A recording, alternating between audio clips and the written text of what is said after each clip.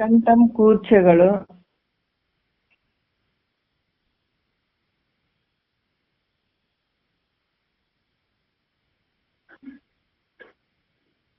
ವೇದ ಬಂತೇನ್ ನೋಡು. ಅದು ಮಾರುತರು ಈ ಕಡೆ ಹಚ್ಚಬೇಕಿಲ್ಲ, ಈ ಕಡೆ ಹಚ್ಚಗತ್ತ. ಅದು ಕಾನ್ಸನ್ ಸರಿ ಬರ್ತಾ ಇಲ್ಲ ಅಲ್ಲಿ. ನೋಡಿ ಈ ಕಡೆ ಎತ್ತಿದ್ರೆ ಸರಿ ಬರಲ್ಲ ನೋಡೋದು.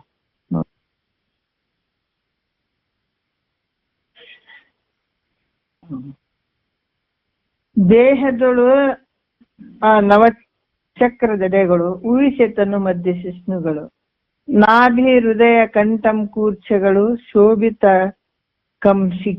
ಶಿಕೆ ಅಗ್ರಗಳು, ಅವು ನಾಲ್ಕರೀರೈ ದೀರಾರು, ತವೆ ಷೋಡಶ ಯುಗಳಂ ದಶನೂರು, ಮೂರೊಂದೆನಿಪದಳ ಕ್ರಮದಿಂದ ತೋರುವ ಕಂಜದೆಳೆಸೆವಿವರಿಂದ, ಬೇರಾಕೃತಿ ಬೇರಕ್ಷರ ವರ್ಣ ಎನಿಸಿರುತಿಹವಿವೆ ನಿಜ ಯೋಗಿಗಳು, ಬೇರಧಿ ದೈವಾಧಿಕದಿಂಪೂರ್ಣ ಮನದೋಳು ಧ್ಯಾನಿಸಿ ಸುಖಿಸುವೆಡೆಗಳು ಅಂತ ಇದರಲ್ಲಿ ಹೇಳ್ತಾರ.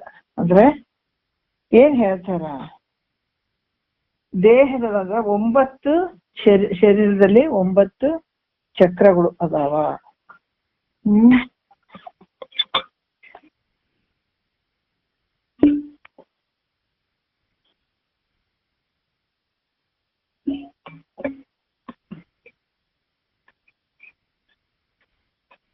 ದೇಹದಲ್ಲಿ 9 ಚಕ್ರಗಳು, ಅವುಗಳ ಸ್ಥಾನ, ಇವೆಲ್ಲವನ್ನ ಹೇಳ್ತಾರ ಅವ್ರು. ಏನ್ ಹೇಳ್ತಾರ ನೋಡೋಣ. ಯಾಕಂತಂದ್ರ 9 ಚಕ್ರಗಳು ಯಾವುವು ನಮ್ಮ ಶರೀರದಲ್ಲಿ ಅನ್ನುವಂತಹ ವಿಚಾರಗಳನ್ನು ನಮ್ಗೆ ಹೇಳುತ್ತಾರ. ಯಾಕಂದ್ರ ವಿಚಾರ ಮಾಡಿ ನೋಡಿದಾಗ, ಊಹಿಸಿ ಅಂದ್ರೆ ವಿಚಾರ ಮಾಡಲು. ತನು ಮಧ್ಯ, ತನು ಮಧ್ಯ ಅಂತಂದ್ರ ಈ ಶರೀರದ ಮಧ್ಯ ಭಾಗ. ಆಮೇಲೆ ನಾಭಿ, ಇಲ್ಲಿ ಮಲ ಬಿಡುವಂಥದ್ದು, ಮೂತ್ರ ಬಿಡುವಂಥದ್ದು ಮಧ್ಯದ ಜಾಗ, ಅದು ಮಧ್ಯದ ಶರೀರದ ಭಾಗ ಅಂತ ಹೇಳಿದ್ರು ಅವರು. ಆಮೇಲೆ ನಾಭಿ ಅಂದ್ರೆ ಹೊಕ್ಕಳ, ಹೃದಯ ಅಂದ್ರೆ ಎದೆ ಭಾಗ, ಕಂಠಗಳ ಕೂರ್ಚಗಳು ಅಂದ್ರೆ 2 ಹುಬ್ಬಿನ ನಡುವೆ ಸ್ಥಾನಗಳು.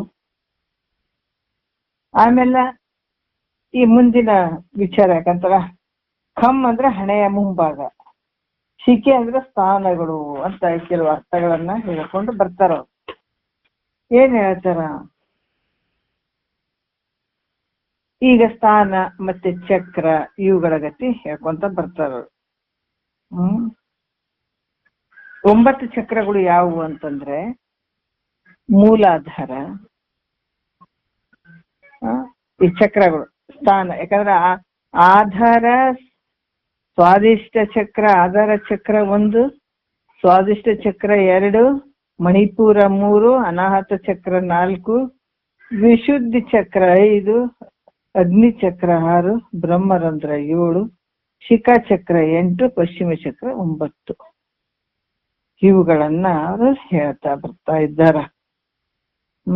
9 ಚಕ್ರಗಳು ನಮ್ಮ ಶರೀರದಾಗಿರುವಂತದ್ದು ಇವು 9 ಚಕ್ರಗಳು ನೋಡ್ರಿ. ಅದಕ್ಕೆ ಊಹಿಸಿ ತನು ಮಧ್ಯ ಶಿಷ್ಣುಗಳು, ನಾಭಿ ಹೃದಯ ಕಂಠಂ ಕೂರ್ಚಗಳು, ಶೋಭಿತಂ ಕಂ ಶಿಕೆ ಅಗ್ರಗಳು ಅಂದ್ರೆ ಈ ಅವು 4 ನೋಡ್ರಿ. 5 ಅಂದ್ರ ಇಲ್ಲಿ 4 ಅಂದ್ರ 4, 6, 5 ಅಂದ್ರೆ 10. 5 ಅಂದ್ರೆ 2, 5, 5 ಸೇರಿದ್ರೆ 5, ಇದು 10. 6 ಅಂತಂದ್ರ 2, 6, 6, 12. 6 ಅಂದ್ರೆ 12. 6 ಅಂದ್ರೆ 12. ಇವು 16. ಯಾಕಂದ್ರೆ ಷೋಡಶ ಅಂದ್ರೆ 16. ಈ ರೀತಿಯಾಗಿ ಅವರು ಏನ್ ಹೇಳ್ತಾರ, ಆಧಾರ ಮೂಲಾಧಾರ, ಸ್ವಾದಿಷ್ಠಾನ ಅಂದ್ರೆ ಚಕ್ರ, ಅದು ಶಿಷ್ಣು ಇರುವಂತದ್ದು ಆಧಾರ ಸ್ಥಾನ. ಅದು ಮಣಿಪುರ ಅಂದ್ರೆ ನಾಭಿ ಸ್ಥಾನ, ಅನಾಥ ಅಂದ್ರೆ ಹೃದಯ ಸ್ಥಾನ, ವಿಶುದ್ಧಿ ಚಕ್ರ ಅಂದ್ರೆ ಕಂಠಸ್ಥಾನ, ಕೂರ್ಚ ಅಂದ್ರ ಈ ಅಗ್ನಿ ಚಕ್ರ ಅಂತೀವಲ್ಲ, ಅದು ಕೂರ್ಚ ಈ ಹಣೆಯ ಭಾಗ, ಖಮ್ ಅಂದ್ರ ಬ್ರಹ್ಮರಂಧ್ರ, ಶಿಖ ಅಂದ್ರ ಹಿಂದ್ಗಡೆ ತಲೆಯ ಹಿಂದ್ಗಡೆ ಭಾಗ ಶಿಖ ಚಕ್ರ, ಶಿಖಿ ಉಗ್ರ ಅಂತಂದ್ರು ಕೂಡ ಅದೇ ತಲೆಯ ಈ ಕಡೆ ಭಾಗ. ಈ ರೀತಿಯಾಗಿ ಅವರು ಏನು 9 ಚಕ್ರಗಳು ಅದ್ರ ಸ್ಥಳಗಳು ಅಂತ ಹೇಳಿದ್ರು. ಈ ರೀತಿಯಾಗಿ ಹೇಳ್ತಾರ. ಮತ್ತೇನ್ ಹೇಳ್ತಾರ ಅಂತಂದ್ರೆ, ಮೂರೊಂದೆನ್ನಿಪ್ಪ ದಳ ಕ್ರಮದಿಂ ತೋರುವ ಕಂಜದೊಳೆಸುವ ಇವರಿಂದ ಬೇರಾಕೃತಿ ಬೇರಕ್ಷರ ವರ್ಣ ಎನಿಸಿರುವವಿವೆ ನಿಜ ಯೋಗಿಗಳು ಅಂತ ಹೇಳ್ತಾರೆ. ಇದಕ್ಕೆ ಆಧಾರ ಚಕ್ರಕ್ಕ ಇವ್ರು ಹೇಳಿದಾರ. ಅವ್ರು ದಳ ಕ್ರಮದಿಂದ ತೋರುವ ಕಂಜದೊಳೆಸುವ ಇವರಿಂದ ಬೇರಾಕೃತಿ ಬೇರಕ್ಷರ ವರ್ಣ ಎನಿಸುತ್ತಿವೆ ನಿಜ ಯೋಗಿಗಳು. ಬೇರದಿ ದೈವಾದಿಕದಿಂ ಪೂರ್ಣ ಮನದೊಳು ಜಾನಿಸಿ ಸುಖಿಸುವೆಡೆಗಳು ಅಂತ ಇಲ್ಲಿ ಕೂಡ ಹೇಳ್ತಾರೆ. ಯಾವ ರೀತಿ ನಿಜ ಯೋಗಿಗಳು ಈ ಮನಸ್ಸಿನಿಂದ ಇವೆಲ್ಲವನ್ನ ತಿಳ್ಕೊಂಡು ಇದೇ ರೀತಿಯಿಂದ ಧ್ಯಾನ ಮಾಡ್ತಾರ ಅವರು ಅಂತ ಹೇಳ್ತಾರೆ ಮಹಾತ್ಮರು. ಅದರ ಆಧಾರ ಚಕ್ರಕ್ಕ 4 ದಳ ಅಂತ ಹೇಳ್ತಾರ. ಮತ್ತೆ ಸ್ವಾಧಿಷ್ಠಾನ ಚಕ್ರಕ್ಕ 6 ದಳ ಅಂತ ಹೇಳ್ತಾರ. ಮಣಿಪುರ ಚಕ್ರಕ್ಕ 12 ದಳಗಳು, ವಿಶುದ್ಧಿ ಚಕ್ರಕ್ಕೆ 16 ದಳಗಳು ಅಂತ ಹೇಳ್ತಾರ. ಅಗ್ನಿ ಚಕ್ರಕ್ಕೆ 2 ದಳ, ಬ್ರಹ್ಮರಂಧ್ರಕ್ಕೆ 1000 ದಳ, ಶಿಖಾ ಚಕ್ರಕ್ಕೆ 3 ದಳ, ಪಶ್ಚಿಮ ಚಕ್ರಕ್ಕೆ 1 ದಳ ಅಂತ ಹಿಂಗೆ ಹೇಳ್ಕೊಂತ ಬಂದ್ರವ್ರು. ಈ ರೀತಿಯಾಗಿ ಬಹಳಷ್ಟು ವಿಚಾರಗಳನ್ನ ಹೇಳ್ಕೊಂತ ಬರ್ತಾರ. ಇಲ್ಲಿ ಓಂಕಾರ, ಅಕಾರ, ಉಕಾರ, ಮಕಾರದಿಂದ ಆಗಿರುವಂಥದ್ದು ನಮ ಶಿವಾಯ ಅನ್ನುವಂಥದ್ದು. ಇವೆಲ್ಲ ನಮ್ಮ ಶಿವಾಯ ಓಂಕಾರ. ಇಲ್ಲಿ ಕೂಡ ಹಲವಾರು ವಿಚಾರಗಳನ್ನ ಅವರು ಹೇಳ್ತಾ ಬರ್ತಾರೆ. ಇದರಲ್ಲಿ ಅದಕ್ಕೆ ಈ ರೀತಿಯಾಗಿ ಈ ಪ್ರಕಾರ ಅಧಿದೈವಾದಿಗಳು ನವಚಕ್ರಗಳು ತುಂಬಿಕೊಂಡವ. ಯೋಗಿಗಳ ಸ್ಥಾನ, ಚಕ್ರ, ಮತ್ತೆ ಚಕ್ರಗಳಲ್ಲಿರುವ ಲಿಂಗ ಇವೆಲ್ಲ ಕ್ರಮವಾಗಿ ತಿಳ್ಕೊಳ್ಳುವಂಥದ್ದು ಮಾಡ್ತಾರ. ಅವರು ಲಿಂಗದಲ್ಲಿ ಮನೋಲಯಗೊಳಿಸ್ತಾರ.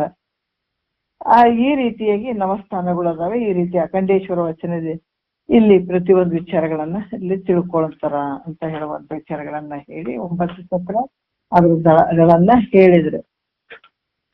ಹೇಳಿ ಮತ್ತೆ ಈಗ ನಾವು 10ನೇ ನುಡಿಯಿಂದ ವಿಚಾರಗಳನ್ನ ಹೇಳಿ 10ನೇ ನುಡಿಯಲ್ಲಿ ಈ ಶರೀರದಲ್ಲಿ 5 ಕೋಶಗಳು ಇರ್ತಾವ. ಅವು ಯಾವುವು ಅನ್ನುವಂಥದ್ದನ್ನ ನೋಡೋಣ.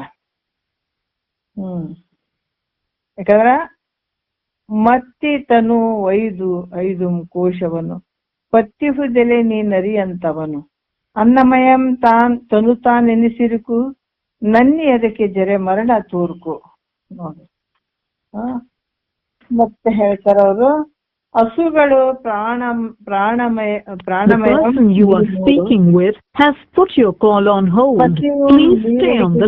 ನೀರು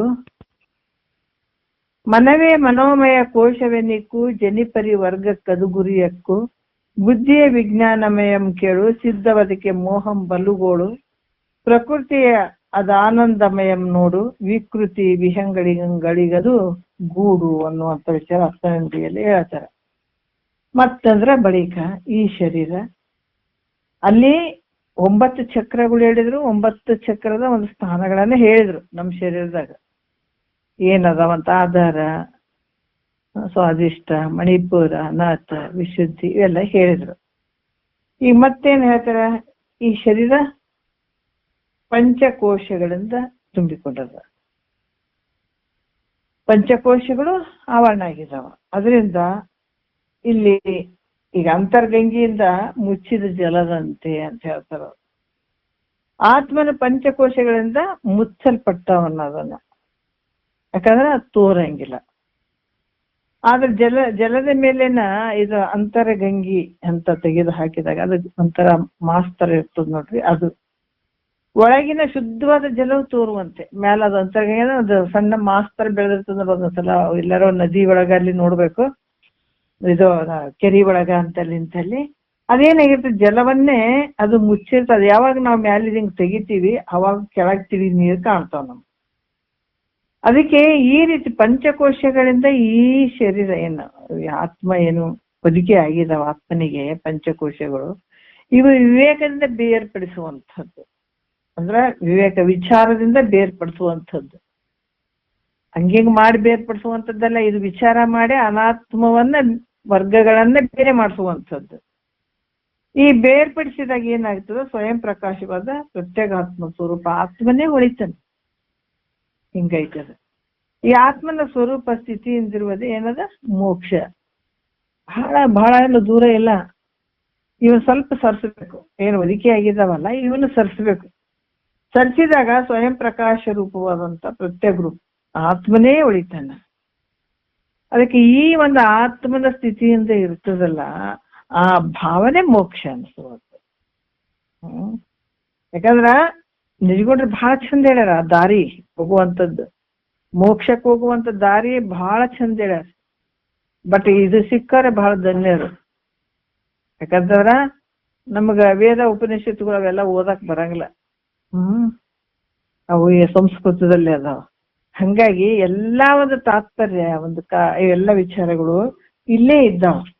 ಅದಕ್ಕೆ ಏನಿಲ್ಲ ಹೇಳ್ತಾರ ಅವರು, ಯಾವಾಗ ಅನಾತ್ಮ ವರ್ಗಗಳು ಅವನ್ನ ತೆಗೆದು ಹಾಕಿದಾಗ ಇರುವಂತದ್ದು ನಿನ್ನ ಸ್ವರೂಪನೇ ಅದ.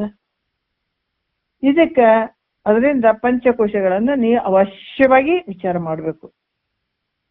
ಯಾಕಂತಂದ್ರ ವಿಚಾರ ಮಾಡ್ಲಿಲ್ಲ ಅಂದ್ರೆ ಇದು ಅರ್ಥ ಆಗಂಗಿಲ್ಲ. ಇದು ಶರೀರ ಹೆಂಗದಪ್ಪ ಅಂದ್ರ ಅನ್ನಮಯ ಕೋಶ ಅನಿಸ್ತದ. ಯಾಕಂತಂದ್ರ ತಂದೆ ತಾಯಿ ಊಟ ಮಾಡಿದ ಅನ್ನದಿಂದಲೇ ಈ ಶರೀರ ಉತ್ಪನ್ನ ಆಗ್ಯದ. ತಂದೆ ತಾಯಿ ಊಟ ಮಾಡಿದಂತ ಒಂದು ಅನ್ನದಿಂದಲೇ ಇದು ಶರೀರ ಉತ್ಪನ್ನ ಆಗ್ಯದ. ಆದ್ರ ಅನ್ನದಿಂದನೇ ರಕ್ಷಣೆ ಆಗ್ಬೇಕು ಇದಕ್ಕೆ. ಹೆಂಗಂದ್ರೆ ಊಟ ಅದೆಲ್ಲ ನಾವು ಅನ್ನ ಹಾಕಿದಾಗ ಮಾತ್ರ ಶರೀರ ಬೆಳೀತದ, ಇಲ್ಲಾಂದ್ರೆ ಇದು ಸತ್ತು ಹೋಗ್ಬಿಡ್ತದೆ, ಇರಂಗಿಲ್ಲ. ಹಂಗಾಗಿ ಈ ಶರೀರ ಅನ್ನದಿಂದನೇ ಹುಟ್ಟ್ಯದ, ಅನ್ನದಿಂದಲೇ ರಕ್ಷಣೆ ಆಗ್ತದ. ಮತ್ತೆ ಅನ್ನ ಇರ್ಲಿಲ್ಲ ಈ ಶರೀರಕ್ಕೆ ಹಾಕ್ಲಿಲ್ಲ ಅಂತಂದ್ರೆ ನಾಶ ಆಗ್ಬಿಡ್ತದ ನೋಡ್ರಿ. ಹಂಗ ಇದಕ್ಕೆ ಏನಂತಾರ, ಅನ್ನಮಯ ಶರೀರ ಅಂತ ಹೇಳ್ತಾರೆ. ಅನ್ನದಿಂದನೇ ಈ ಶರೀರ ಎಲ್ಲ ರೆಡಿ ಆಗ್ಯದ. ಅದಕ್ಕೆ ಅನ್ನಮಯ ಕೋಶ ಅಂತ ಕೂಡ ಹೇಳ್ತಾರ. ಮತ್ತಿದಕ್ಕ ಇಂದ ಹೇಳದ ಚರ್ಮ, ಮಾಂಸ, ರಕ್ತ, ಅಸ್ಥಿ, ಮಲ ಇವೆಲ್ಲ ತುಂಬಿಕೊಂಡಿದ್ದಾವೆ ಶರೀರದಾಗ. ಒಂದಲ್ಲ ಇವೆಲ್ಲ ಒತ್ಕೊಂಡ್ ತಿರುಗಾಡ್ಬೇಕು ನೋಡ್ರಿ. ಯಾಕಂತಂದ್ರ ಈ ಶರೀರ ಏನ್ ಚಂದ ಐತೇನಂದ್ರೆ ಇಲ್ಲ. ಇವೆಲ್ಲ ಮಲಮೂತ್ರ, ಮಾಂಸ, ರಕ್ತ ಇವೆಲ್ಲ ಅದರಿಂದ ಕೂಡದ್. ಏನ್ ಚಂದ ಅದ ಹೇಳ್ರಿ, ನಾವ್ ಚಂದದೀವಿ, ನೀವ್ ಚಂದದೀವಿ. ಮ್ಯಾಲ ತೊಗಲು ಚಂದ ಕಂಡ್ಗಾನೆ ಬೆಳ್ಳಗದಿವಂತ ಅದಕ್ಕ ಬಡಿಯೋದೆ ಅದು ಹಚ್ಕೊಂಡ್ರೆ ಚಂದ, ಇದು ಹಚ್ಕೊಂಡ್ರೆ ಚಂದ. ತಿಳಿದು ನೋಡಿದ್ರೆ ಏನೈತಿ ಹೇಳ್ರಿ, ಏನಿಲ್ಲ. ಸುಮ್ಮ ಒಳಗ ರಕ್ತ ಮಾಂಸ ಅದ, ಅದು ಮರಿ ಮಾಡೋದ ಕೈ ಭಗವಂತ ಈ ತರ ಚರ್ಮವನ್ನ ಬಲಿಸಿಬಿಟ್ಟನ್ ಮ್ಯಾಲ. ಅದಕ್ಕ ಈ ರೀತಿಯಾಗಿ ಇರುವಂತ ತುಂಬಿಕೊಂಡದ ಮಲಮೂತ್ರ, ರಕ್ತ, ಎಲುಬು ಎಲ್ಲ ತುಂಬಿಕೊಂಡದ. ಅದರಿಂದ ನೀನು ನಿತ್ಯವಾದಂತ ಪರಬ್ರಹ್ಮ ಸ್ವರೂಪ ಹೆಂಗಾಗ್ತಿ ಹೇಳ, ಇಂಥ ಜಡವಾದಂಥದ್ದು. ಯಾಕಂತಂದ್ರ ಮೊದಲ ಹುಟ್ಟೋಕ್ಕಿಂತ ಮುಂಚೆ ನೀನು ಇರ್ಲಿಲ್ಲ, ಮತ್ತೆ ಮರಣವಾದ ಮೇಲೆ ಶರೀರ ಇರಂಗಿಲ್ಲ. ಮೊದಲು ಇಲ್ಲ, ಕೊನೆಗೂ ಇಲ್ಲ, ನಡುವು ಮಾತ್ರ ತೋರಕತ್ತಿದೆ. ಎಷ್ಟು ಅದ್ಭುತ ಅಲ್ಲ. ಅದಕ್ಕೆ ಘಟವೇ ಪುಸಿ ಘಟವೇ ನೀನು ದಿಟದಂತೆ ತೋರಿ ಮೋಹಿಪುದನು ನೀನಂಬೆ ಅಂತ ನಿಜಗೊಂಡ್ರೆ ಹಾಡು ಬರ್ದಿದ್ದಾರೆ. ಘಟವೇ ಪುಸಿ ಘಟವೇ. ಈ ಶರೀರ ಅನ್ನುವಂಥದ್ದು ಬಹಳ ಸುಳ್ಳಾಗಿರುವಂತ ಶರೀರ ಇದು. ಯಾಕಂದ್ರೆ ಮೊದಲ ಮೃತ್ತಿಕೆಯೊಳು ನೀನಿಲ್ಲ. ಯಾಕಂದ್ರೆ ಮೊದಲ ಬರೇ ಮಣ್ಣು ಇತ್ತು, ಆಮೇಲೆ ಮಡಿಕೆ ಆಯ್ತು, ಆಮೇಲೆ ಕೊನೆಗೂ ಇತ್ತು ಅಂದ್ರೆ ಅದನ್ನು ಒಡೆದೋಯ್ತು. ಅದ್ರಂಗೆ ಈ ಶರೀರ ಹುಟ್ಟೋದ್ಕಿಂತ ಮುಂಚೆ ಇಲ್ಲ, ನಡುವು ತೋರಿದಂಗ ಆಯ್ತು, ಮತ್ತೆ ಆಮೇಲೆ ಅಡಗಿ ಬಿಡ್ತದೆ. ಇರುವಂತ ನೀನೇ ಇದೆ. ಯಾಕಂತಂದ್ರೆ ಇದು ಸ್ಥಿರವಾದದ್ದೈತೇನು ಅಂದ್ರೆ ಸ್ಥಿರವಾದದ್ದಲ್ಲ. ಇದು ಅನ್ನಮಯ ಕೋಶ. ಇದು ಹೆಂಗಾಗ್ತದ ಅಂದ್ರ ಸ್ವಲ್ಪ ತೋರ್ದಂಗ ಆಗ್ತದೆ. ಬಾಲ್ಯ, ಯೌವನ, ಮುಪ್ಪು, ಇವೆಲ್ಲ ಮರಣ, ಇವೆಲ್ಲವುಗಳಿಂದ ಏನಾಗ್ಯದ ಯುಕ್ತನಾಗ್ಯದ. ನಿನ್ನೆ ನುಡಿಯಲ್ಲಿ ಹೇಳಿದ್ವಲ್ಲ, ಅಸ್ಥಿತೆ ಜಾಯತೆ ಪರಿಣತೆ. ಇವೆಲ್ಲ ಆ ಷಡ್ಭಾವಿಕ ಒಳಗಾಗ್ತದೆ, ಷಡ್ಭಾವಿಕರ್ಕ ಒಳಗಾಗ್ತದೆ ಶರೀರ. ಅಂದ್ರ ದೇಹದ ಈ ಧರ್ಮ ಕರ್ಮ, ಯಾಕಂತಾರ ಈ ಶರೀರಕ್ಕ ಮೊದಲೇ ಹೇಳಿದ ಪ್ರಾರಬ್ಧ ಕರ್ಮ ಬಂದ್ಬಿಟ್ಟದ. ಇದು ಭೋಗಕ್ಕೂ ಕಾರಣ ಆಗ್ತದ, ಮೋಕ್ಷಕ್ಕೂ ಕಾರಣ ಆಗ್ತದ ಶರೀರ. ನಿಷ್ಕಾಮ ಪುಣ್ಯದಿಂದ ಮಾಡಿದ್ರ ಇಲ್ಲಿ ಮೋಕ್ಷಕ್ಕೆ ಕಾರಣ ಆಗ್ತದ. ಬಹಳ ಅದ್ಭುತ ಆನಂದ ಐತ್ರಿ ಇದ್ರಾಗ. ಯಾಕ ಇದು ಭೋಗಕ್ಕೂ ಗುರಿ ಆದ್ರ ದುಃಖಕ್ಕೂ ಗುರಿ ಆಗ್ತದ. ಭೋಗದಾಗ ಸುಖ ಇಲ್ಲ, ತ್ಯಾಗದಾಗ ಸುಖ. ಆಸೆ ಅಳಿದಾಗ ಈಶ್ವರ ಆಗೋದು, ಈಶ ಆಗೋದು. ಆಸೆಯನ್ನ ಇಟ್ಕೊಂಡು ನಾವು ಅಳ್ತಾ ಕುಂತೀವಿ, ಆದ್ರೆ ಆಸೆ ಅಳಿಬೇಕಾಗ್ಯದ. ಅದಕ್ಕಾಗಿ ಶರೀರದ ಧರ್ಮ ಕರ್ಮ ಇವೆಲ್ಲ ಯಾರಿಗೆ ಅದಾವ ಅಂದ್ರೆ ಶರೀರಕ್ಕೆ ಅದಾವ. ಇದು ಪ್ರಾರಬ್ಧ ಕರ್ಮ ಇದೆ. ಅವೆಲ್ಲಕ್ಕೂ ಸಾಕ್ಷಿ ರೂಪವಾಗಿರುವಂತ ನೀನಿದೆ. ಶರೀರಕ್ಕೆ ಏನೇ ಆಗ್ಲಿ ನೋಡ್ರಿ, ಇದಕ್ಕ ಉಣಿಸೋದು ತಿನ್ನಿಸೋದು ಏಟು ಇದಕ್ಕೆ ಬಚ್ಚಿಟ್ಕೊ, ಇದು ಹಂಗೆ ಇರ್ಬೇಕು ಹಂಗೆ ಇರ್ಬೇಕಂದ್ರೆ ಇದು ಇರೋದು ಅಲ್ಲ. ಹಂಗ ಇದು ನಾಶ ಆಗ್ತಾ ಬರುವಂಥದ್ದು. ಅದಕ್ಕ ಇಲ್ಲಿ ಕೂಡ ಎಲ್ಲ ಬಾಲ್ಯ ಆಗ್ಲಿ, ಯೌವನ ಆಗ್ಲಿ, ಮುಪ್ಪಾಗ್ಲಿ, ಇವೆಲ್ಲ ದೇಹದ ಧರ್ಮ ಕರ್ಮಗಳಿಗೆ ಅನುಸಾರವಾಗಿ ನಡೆದಂಥದ್ದು. ಇದು ಮಹಾತ್ಮರಿಗೆ ಕೂಡ ಇಲ್ರಿ, ಅವ್ರು ದೊಡ್ಡ ಮಹಾತ್ಮರು, ಅವ್ರಿಗೇನು ನೋವಾಗ್ಬಾರ್ದು, ಅವ್ರಿಗೇನು ರೋಗ ಬರಬಾರ್ದ್ರಿ, ಅವ್ರಿಗೆ ಯಾಕೆ ದುಃಖ ಆಗ್ತದೆ ಅಂತ ಕೇಳ್ಬಹುದು. ಯಾಕಂದ್ರೆ ಮಹಾತ್ಮರು ಕೂಡ ಶರೀರಧಾರಿಗೆ ಬಂದಿದ್ದಾರೆ, ಅವ್ರ ಪ್ರಾರಬ್ಧ ಐತೆ, ಅವ್ರ ಪ್ರಾರಬ್ಧದ ಪ್ರಕಾರ ಅವ್ರ ಜೀವನ ನಡೀತದೆ. ಹಂಗಾಗಿ ಇಲ್ಲಿ ಆದ್ರೆ ಎಲ್ಲಕ್ಕೂ ಸಾಕ್ಷೀಭೂತವಾಗಿರುವಂಥದ್ದು ನಿನ್ನ ಸ್ವರೂಪ. ಆತ್ಮನ ಹೆಂಗದನ ಸಾಕ್ಷಿ ರೂಪವಾಗಿ ಅದನ್ನ. ಅದರಿಂದ ಆತ ಈ ಮಾಂಸ ಮಲ ಮೂತ್ರಗಳಿಂದ ತುಂಬಿದಂತ ಈ ಅಪವಿತ್ರವಾದಂತ ಶರೀರ ಅಲ್ಲಿ ಮೋಹ ಮಾಡ್ತಾನೆ ಆತ್ಮ ಅಂದ್ರೆ ಇಲ್ಲ. ಅದಕ್ಕ ಎನ್ನೊಡನೆ ಸಮರಸವೆನ್ನು ಬೇಡಲೆ ತನುವೆ ನೀನು ಮುನ್ನಿನಂತೆ ಅನ್ಯ ಎನಗೆ ಅಂತ ಹೇಳ್ತಾರೆ ನಿಜಗೊಂಡ್ರು. ನೀ ಮಲಮೂತ್ರದಿಂದ ಕೂಡಿರಿ, ನೀ ನಾಶ ಆಗ್ತೀರಿ, ನೀ ತಿಳಿಸ್ಕೊಡ್ತೀರಿ, ಜಡವಾಗಿ ಕೂಡಿರಿ, ಹುಟ್ಟು ಸಾವಿಗೆ ಗುರಿ ಆಗ್ತೀರಿ, ನಿನಗೆ ಅನ್ನ ನೀರು ಹಾಕಬೇಕು, ಆದ್ರೆ ನನಗಿದು ಯಾವ್ದು ಇಲ್ಲ ನೋಡು. ಅದಕ್ಕೆ ನೀನು ನಾನು ಬೇರೆನೇ. ಈಗ ಶರೀರನ ಬೇರೆ ಮಾಡ್ಬಿಟ್ಟೆ ನೋಡ್ರಿ ಈಗ. ಯಾಕಂದ್ರ ನಿನಗೆ ನನಗೆ ಸಂಬಂಧ ಇಲ್ಲ, ಯಾವ ಲಕ್ಷಣಗಳು ನನಗೂ ನೀನು ಹೊಂದಿಕೆ ಆಗಂಗಿಲ್ಲ. ಹಂಗಾಗಿ ಅವ್ರೇನ್ ಹೇಳ್ತಾರ, ಈ ಅಪವಿತ್ರವಾದಂತ ಶರೀರ ಮಲಮೂತ್ರದಿಂದ ಕೂಡಿದಂತ ಶರೀರ ಆತ್ಮ ಹೆಂಗಾಗ್ತದೋ, ಇಂಥ ದೇಹದಲ್ಲಿ ಇಂಥ ಶರೀರಕ್ಕ ನಾನು ಅನ್ನುವಂಥ ಬುದ್ಧಿ ನೋಡ್ರಿ, ಬುದ್ಧಿಯನ್ನು ಮಾಡಿದಾರ ಯಾರು? ಮೂರ್ಖರು, ಮೂಢ ಜನರು ಏನ್ ಮಾಡಿದಾರ? ಈ ಜಡವಾಗಿರುವಂತ ಈ ದೇಹ ಅಪವಿತ್ರವಿಂದ ಕೂಡಿದಂತ ಈ ಶರೀರವನ್ನ ನಾನು ಅಂತ ಬುದ್ಧಿ ಮಾಡ್ತಾರ.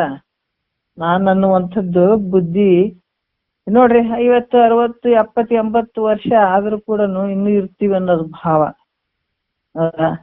ನಮಗೆ 70, 80 ವರ್ಷ 60, 50 ಇಲ್ರಿ, ಹಾಫ್ ಸೆಂಚುರಿ ಅಂತ 25 ಸೆಂಚುರಿ ಅಂತ ಗಂಡ ಹೆಂಡತಿ ಮದುವೆ ಅದನ್ನು ಮಾಡ್ಕೋಬೇಕಂತ ದಿವಸ ಅಂತ ಖುಷಿ ಖುಷಿಯಾಗಿ ಮಾಡ್ಕೊಳ್ಳುವಂಥದ್ದು. ಅದು ಎಷ್ಟು ದಿವಸ ಇರ್ತೀರಪ್ಪ? ಇಲ್ಲಲ್ಲ, 70, 80 ವರ್ಷದ್ದು ಮಾಡ್ಕೋತಾರ. 100 ವರ್ಷದ, ಯಾಕಂದ್ರೆ 100 ವರ್ಷ ತನಕ ಇರೋದಂತೂ ಗ್ಯಾರಂಟಿ ಇರಂಗಿಲ್ಲ. ಆದ್ರೆ ಅಷ್ಟು 60 ವರ್ಷ ಆಯ್ತು, 70 ವರ್ಷ ಆಯ್ತು, ಅದು ಒಂದು ಚಿಂತನೆ ಬೇಕಲ್ಲ. ಇಷ್ಟು ದಿವಸ ಬಂದೆ, ಮಾಡಿದ್ದೇನು ಕೆಲಸ? ಎಲ್ಲ ಜೀರೋ, ಏನು ಮಾಡಿಲ್ಲ. ಅಷ್ಟು ದಿವಸ ಬದುಕಿದ್ರು ಕೂಡ ಇನ್ನು ಆಸೆಗಳ ಒಂದು ಸರಮಾಲೆ ಇಟ್ಕೊಂಡೆ ನಾವು ಹೋಗ್ತೀವಿ ಅಂತಂದಾಗ ದೊಡ್ಡ ಅಜ್ಞಾನ ಇದು. ಇರುವಷ್ಟು ದಿವಸ, ಆಯುಷ್ಯ ಇರುವಷ್ಟು ದಿವಸ ನಾವು ಅದನ್ನ ಸದುಪಯೋಗ ಮಾಡ್ಕೊಳ್ಬೇಕಾದಂಥದ್ದು ಮನುಷ್ಯನ ಒಂದು ನಿಜವಾದ ಜಾಣತನ. ಏನ್ ಸದುಪಯೋಗ ಮಾಡ್ಕೊಳ್ಬೇಕು ಅಂದ್ರ ಒಂದ್ ತಾಸು ಗುರುವಾಕ್ಯವನ್ನ ಕೇಳಿ ಅದನ್ನ ಶ್ರವಣ ಮಾಡುವಂಥದ್ದು, ಮನನ ಮಾಡುವಂಥದ್ದು, ನಿಧಿಧ್ಯಾಸನ ಮಾಡುವಂಥದ್ದು, ಇದು ಸಾರ್ಥಕ ಜೀವನ. ಅದು ಬಿಟ್ಟು ಬರೀ ಕೂಳಿಗೆ ಬದುಕೋದು ಜೀವನ ಅಲ್ಲ ಅದು. ಈ ಶರೀರ ಯಾವಾಗ ಹೋಗ್ಬಿಡ್ತದೆ ಹೇಳಕ್ಕಾಗಲ್ಲ, ಮತ್ತೆ ಮತ್ತೆ ಬರುವುದಲ್ಲ. ಅದಕ್ಕೆ ಸಂತ್ಯಾಗ ಬಂದಿವಲ್ಲ ಸಾಮಾನು ಬಿಡದೆಯಲ್ಲ, ನೆನಪೀಲೆ ಕೊಡ್ಬೇಕಲ್ಲ ತಿರುಗೆಂದು ಬರೋದಿಲ್ಲ. ಈ ಮಹಾತ್ಮರದ ನಾವು ನೋಡ್ಬೇಕು, ಮಹಾತ್ಮರ ವಚನ ಕೇಳಬೇಕು, ಆಡ್ಬೇಕು, ಎಲ್ಲ ಮಾಡ್ಬೇಕು.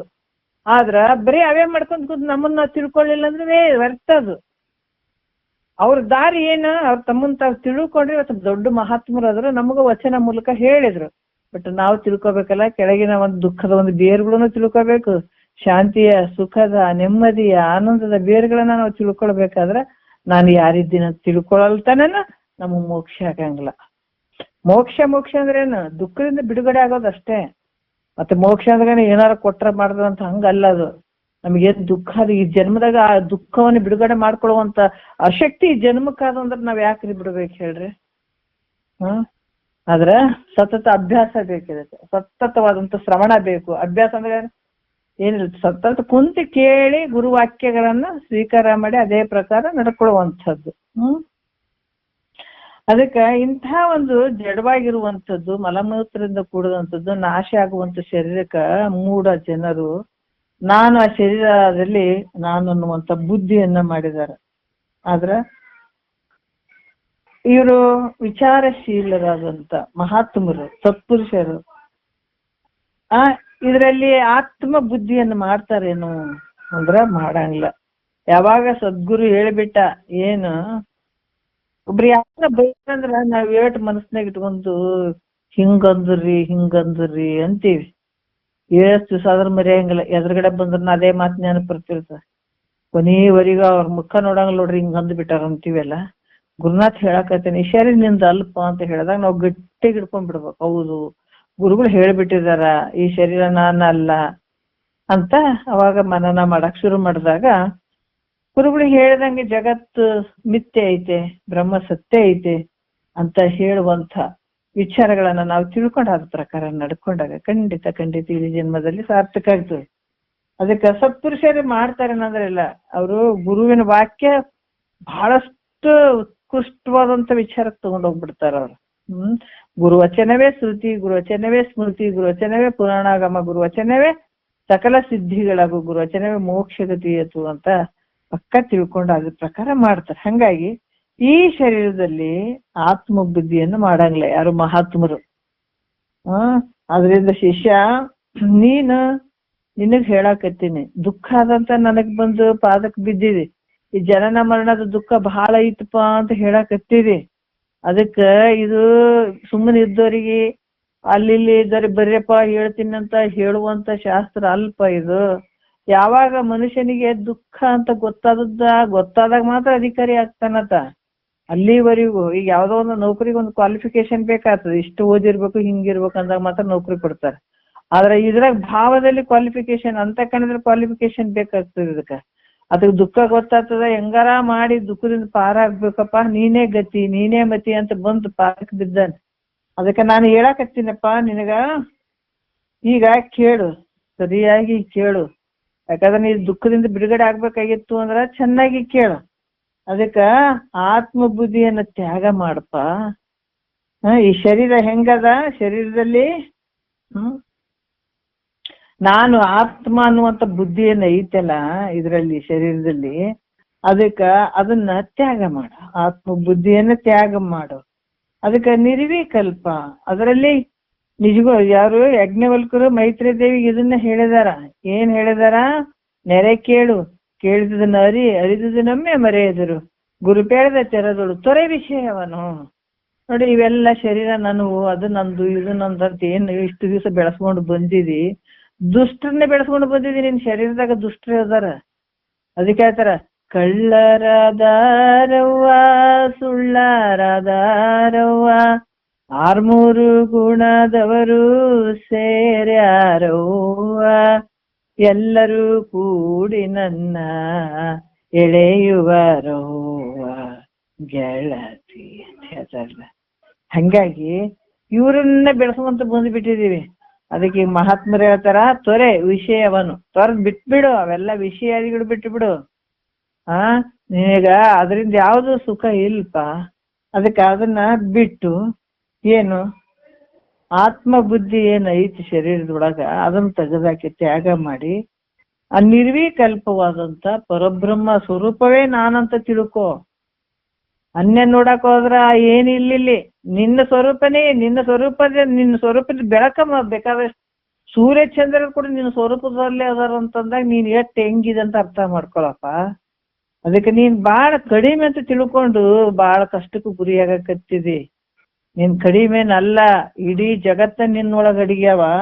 ಅದಕ್ಕೆ ನಾನು ಪರಬ್ರಹ್ಮ ಸ್ವರೂಪನೇ ನಾನಂತ ತಿಳ್ಕೊಂಡು ಆ ಪರಬ್ರಹ್ಮದಲ್ಲಿಯೇ ನಿನ್ನ ಭಾವ ಇರಬೇಕು.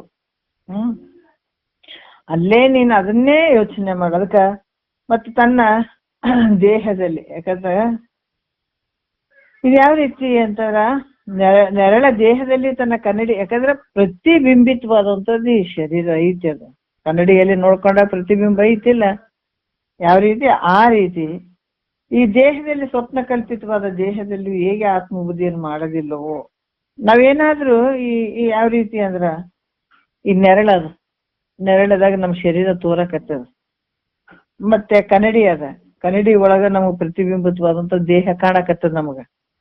ಆದ್ರ ಸ್ವಪ್ನದಲ್ಲಿ ಅಲ್ಲಿ ಕೂಡ ಕಲ್ಪಿತವಾಗಿರುವಂತ ಶರೀರ ತೋರಕತ್ತದ, ನಮ್ಮ ಶರೀರನೇ. ನೆರಳಿನಲ್ಲಿ ತೋರಿದಂತ ಈ ದೇಹವನ್ನ ನೋಡ್ತೀವಿ, ಆ ದೇಹದಲ್ಲಿಯೂ ಕನ್ನಡಿ ಒಳಗ ಪ್ರತಿಬಿಂಬಿತವಾಗಿರ್ತದೆ ಈ ಶರೀರ. ನೋಡ್ಕೊಂತೀವಿ, ತುಂಬಾ ಕನ್ನಡಿ ತುಂಬಾ ನಿಂತು ನೋಡ್ಕೊಂಡಾಗ ಶರೀರ ಎಲ್ಲ ಕನ್ನಡಿ ಒಳಗ ಕಾಣ್ತಿದಿಲ್ಲ ಅಲ್ಲಿ. ಆಮೇಲೆ ಸ್ವಪ್ನ ಬಿದ್ದ, ಕನಸು ಬಿದ್ದ, ಕನಸಿನಲ್ಲಿ ಈ ದೇಹ ಇರ್ತದ. ಆದ್ರ ಅಲ್ಲಿ ಆತ್ಮಬುದ್ಧಿ ಮಾಡ್ತೀವಿ ನಾ ಶರೀರದೊಳಗ ಇಲ್ಲ. ಹಾಗೆ ನಾವು ಜೀವಿಸಿರುವ ಈಗೇನು ಇವಕ್ರ ಮೇಲೆ ಮಾಡಂಗಿಲ್ಲ, ನಾವು ಕನಸಿನ ಕಂಡಂತವ್ರ ಮೇಲೂ ಆತ್ಮಬುದ್ಧಿ ಮಾಡಂಗಿಲ್ಲ, ನೆರಳಿನಲ್ಲಿ ಕಂಡಿರುವಂತ ದೇಹದಲ್ಲಿಯೂ ಆತ್ಮಬುದ್ಧಿ ಮಾಡಂಗಿಲ್ಲ.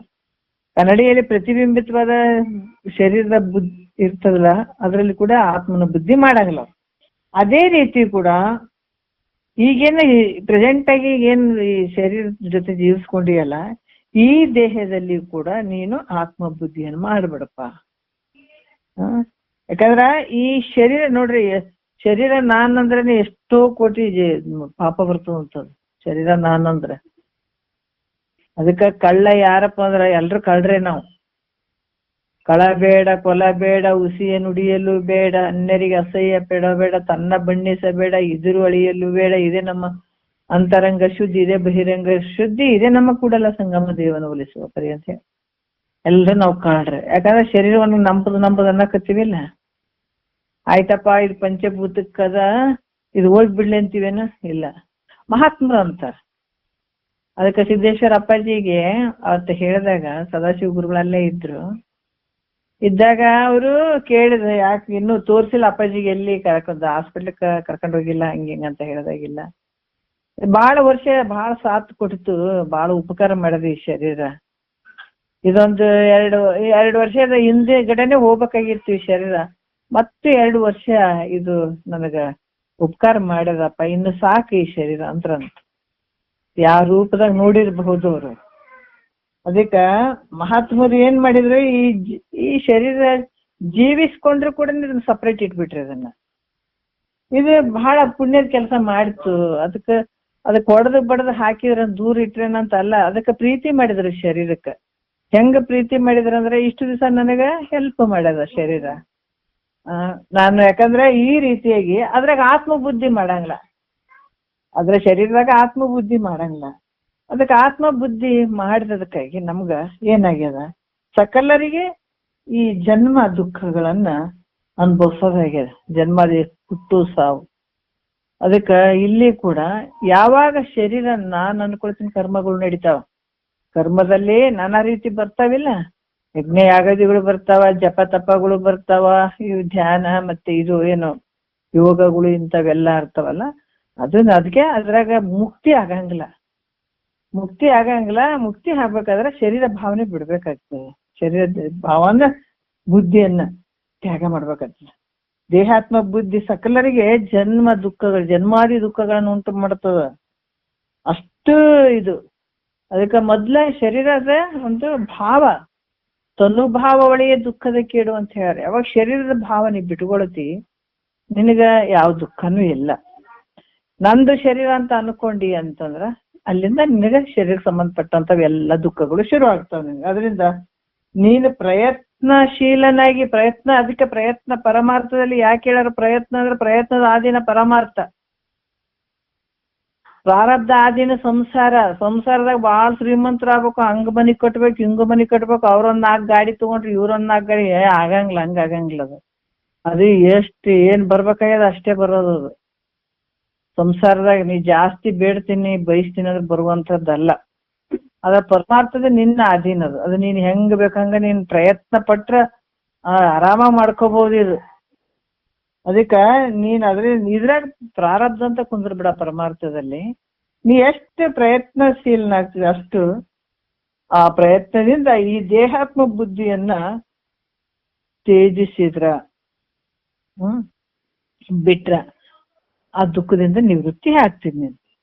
ನಿನಗೆ ಮತ್ತೆ ಜನನ ಮರಣ ಅನ್ನುವಂಥ ದುಃಖ ಯಾವತ್ತೂ ಆಗಂಗಿಲ್ಲ.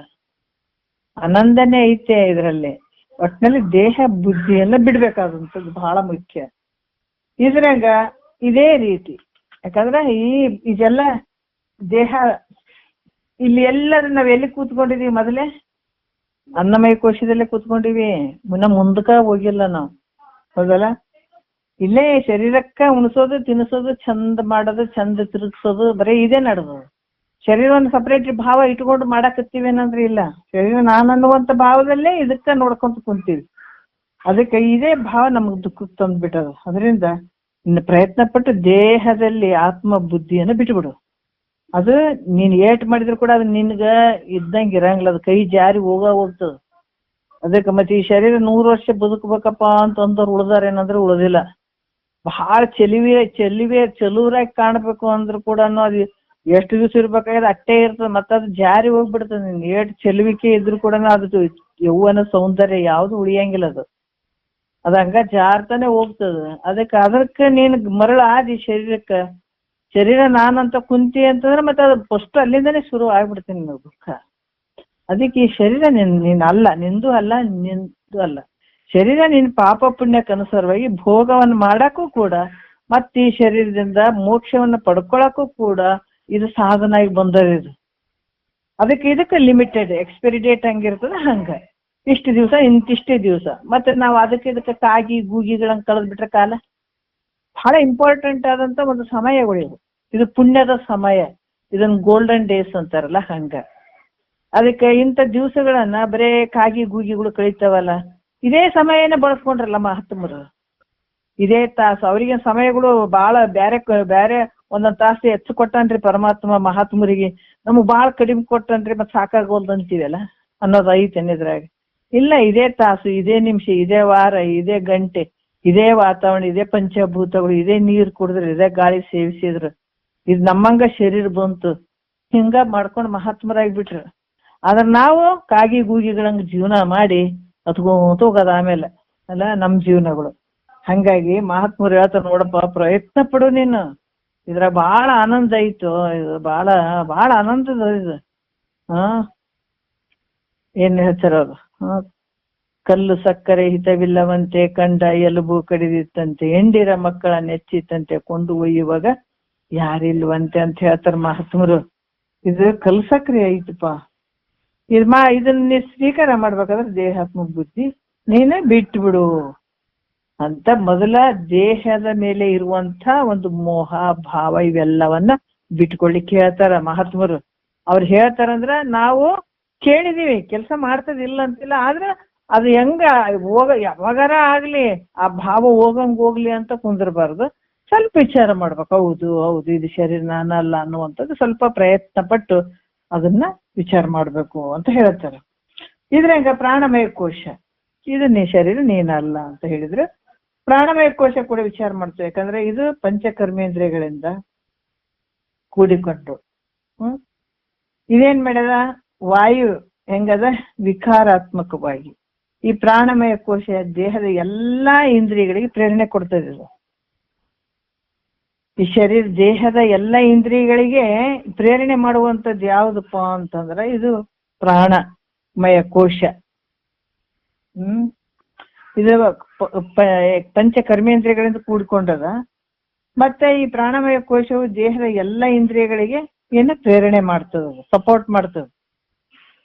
ಮತ್ತೆ ಪ್ರಾಣ, ಅಪಾನ, ವ್ಯಾನ, ಉದಾನ, ಸಮಾನ ಇವು ಎಲ್ಲವನ್ನ ಪಡ್ಕೊಂಡು ದೇಹದ ಒಳಗ ಹೊರಗ ಹೋಗೋದು ಬರೋದು, ಉಸಿರಾಟ ತಗೊಳ್ಳೋದು ಬಿಡೋದು ಇವೆಲ್ಲ ಕಾರ್ಯಗಳು ಮಾಡ್ತಾ ಇರ್ತದ. ಒಂದ್ ವೇಳೆ ಪ್ರಾಣವಾಯು ಇಲ್ಲದೆ ಇದ್ರೆ ಎಲ್ಲ ಸ್ತಬ್ಧ ಆಗಿಬಿಡ್ತೀವಿ. ಯಾಕಂತಂದ್ರೆ ಇದೇ ಎಲ್ಲ ವ್ಯವಹಾರ ಮಾಡುವಂತ ಶರೀರದೊಳಗ. ಶರೀರ ಇದು ಮತ್ತೆ ಹೆಂಗೈತಪ್ಪ ಅಂದ್ರೆ ಈ ಶರೀರನ ಒತ್ಕೊಂಡ್ ತಿರುಗಾಡುವಂಥದ್ದು ಯಾವುದು ಅಂದ್ರೆ ಪ್ರಾಣವಾಯುವೆ. ಶರೀರವನ್ನ ಏನ್ರಿ ಕೆಲವ್ರ ಕಡೆ ಹೇಳ್ತಾರೆ, ಇಲ್ರಿ ಶರೀರ ಮತ್ತೆ ಏನದು ಶರೀರ ಯಾವ್ದು ಒತ್ಕೊಂಡ್ ತಿರುಗಾಡ್ತದ ನಮಗ ಅಂತ ಕೇಳ್ತಾರೆ. ಅದಕ್ಕ ತಟ್ ಗೊತ್ತಿರ್ತದ ಅವ್ರಿಗೆ, ಭಾಳ ಗೊತ್ತಿರಂಗಿಲ್ಲ, ಸ್ವಲ್ಪ ವಾದ ತರ್ಕ ಮಾಡುವಂತ ಬುದ್ಧಿಗಳು ಇರ್ತಾವಲ್ಲ, ಹಂಗ ಈ ಪ್ರಾಣವಾಯುವೇ ಶರೀರವನ್ನು ಒತ್ಕೊಂಡ್ ತಿರುಗ್ತದ. ಮತ್ತಿದಕ್ಕ ಪ್ರಾಣವಾಯು ನಮ್ಗೆ ಶರೀರಕ್ಕಲ್ಲ, ಇದು ಶರೀರದೊಳಗಡೆ ಇರುವಂತ ಪ್ರಾಣವಾಯುವಿನ ಕೆಲಸ ಇದು.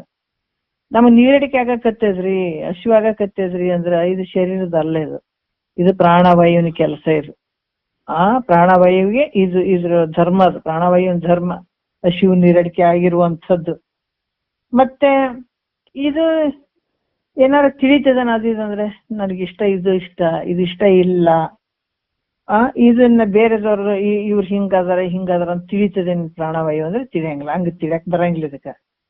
ಮತ್ತಿದು ಪ್ರಾಣವಾಯು ಹೆಂಗೈತೆ ಅಂದ್ರೆ ಜಡದಿಂದ ಕೂಡಿರಿ. ಇದು ಪ್ರಾಣವಾಯು ಕೂಡ ಹೆಂಗದೆ, ಪ್ರಾಣಮಯ ಕೋಶ ಹೆಂಗದ, ಇದು ಜಡಮಯ ಆಗ್ಯದ. ಅದರಿಂದ ಇದು ಆತ್ಮ ಸ್ವರೂಪ ಆಗಂಗಿಲ್ಲ, ತಿಳಿಸಿಕೊಡ್ತದಲ್ಲ ಪ್ರಾಣವಾಯು, ತಿಳಿಸಿಕೊಡ್ತದ, ಹೋಗ್ತದ ಬರ್ತದ ಈ ರೀತಿ. ಅದರಿಂದ ಆತ್ಮ ಸ್ವರೂಪ ಇದಾಗಂಗಿಲ್ಲ.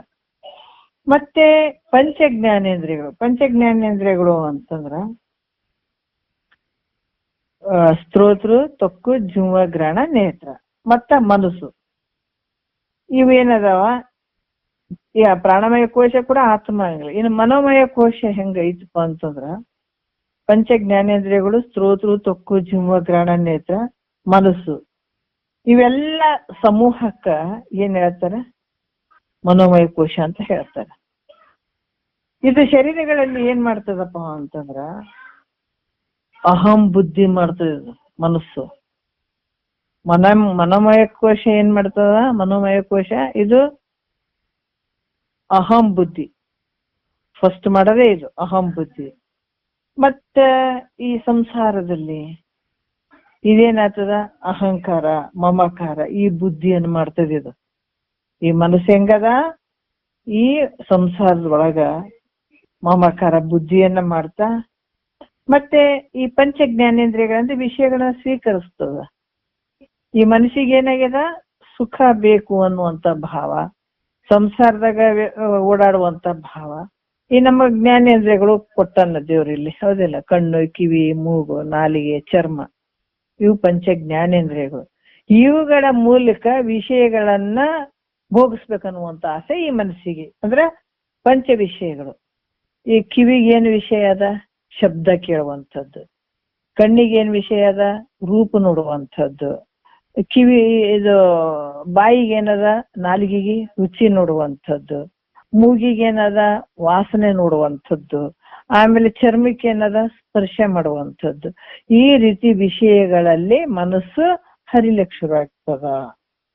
ಈ ನಾನಾ ರೀತಿಯಿಂದ ಈ ರೀತಿ ಒಂದು ಶಬ್ದದಾಗ ನೋಡ್ತದ, ಅಲ್ಲಿ ಸುಖ ಐತೇನಂತದ.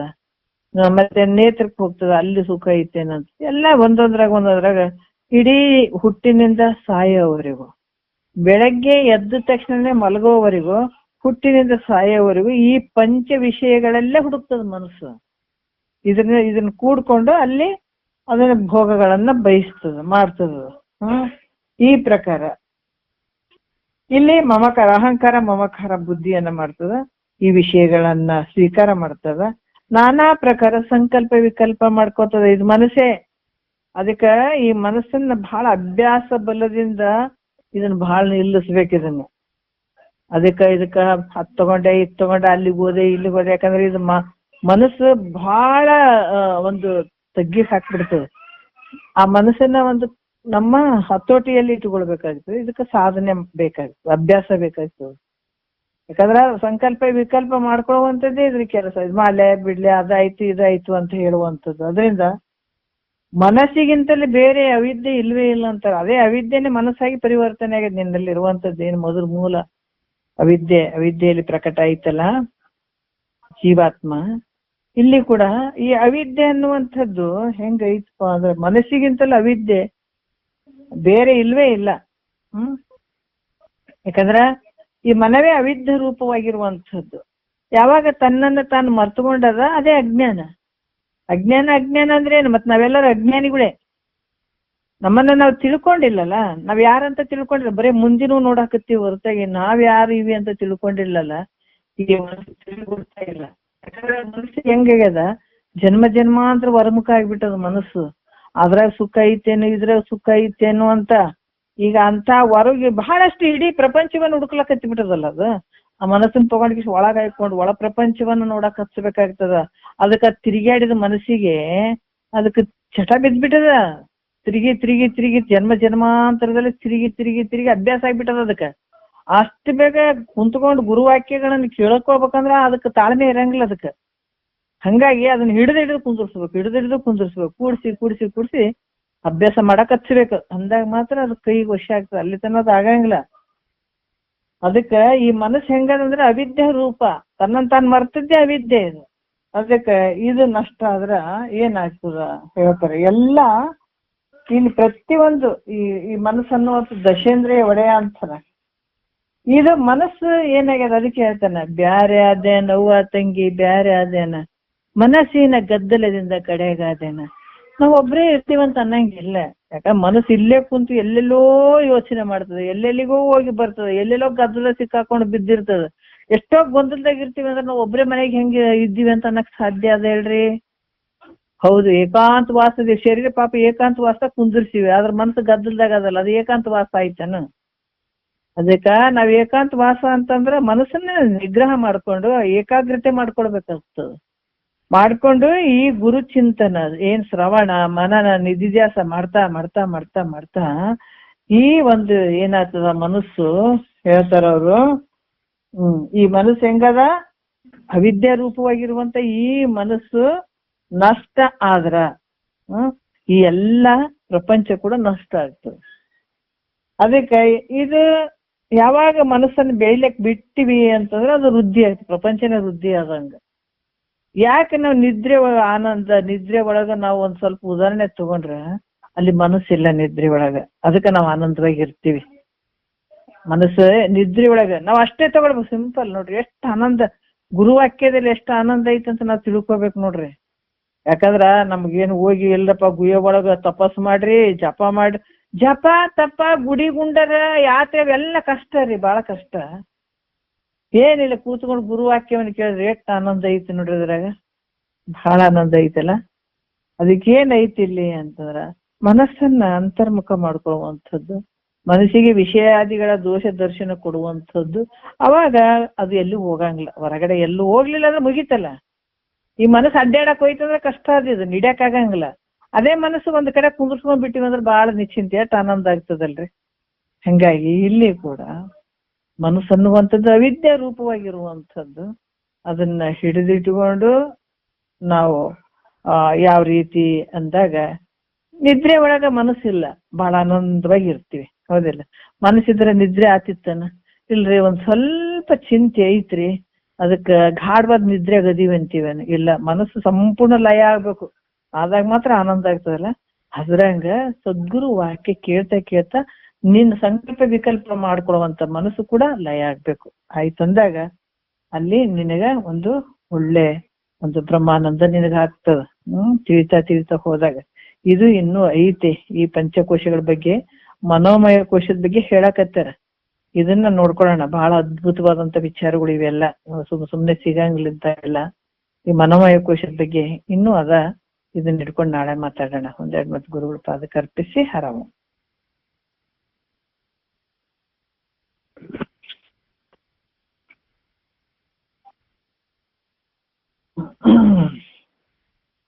ಅರಿವಿನ ರುಚಿ ಸ್ಮರಿಸುತ್ತ ಬೆಳಗಿರಿವರ ಗುರು ರಾಜನಿಗೆ ಧರಣಿಯ ಜನರು ತಾಪವರಿಸಿದ ಗುರು ಶಿವ ಪುತ್ರನಿಗೆ ನಿತ್ಯ ನಿರಂಜನ ನಿರುಪಮನ ದ್ವೈತಾಚಾರ್ಯನಿಗೆ ಸದ್ವಸ್ತುವ ಸದ್ಯುಕ್ತಿಯಂ ತಿಳಿಪಿದ ಸತ್ಯಾನಂದನಿಗೆ ಗರಗದ ಶ್ರೀ ಗುರು ಮಡಿವಾಳೇಶನ ವರದಿಂ ಜನಿಸಿದಗೆ ಪರಮ ಸದ್ಗುರು ಶ್ರೀ ಸಿದ್ಧಾರೂಢರ ಕರುಣೆಯ ಕಂದನಿಗೆ ವರ ನಿಜ ಗುಣ ವಿರಚಿತ ಷಟ್ಶಾಸ್ತ್ರದ ಗುರುತನು ತಿಳುಪಿದಗೆ ಮೆರೆಯುವ ಹುಬ್ಬಳ್ಳಿ ಶಾಂತಾಶ್ರಮದುಳು ಹರುಷದಿ ವಾಸಿಪಗೆ ಅರಿವಿನ ರುಚಿ ಸ್ಮರಿಸುತ್ತ ಬೆಳಗ್ಗೆ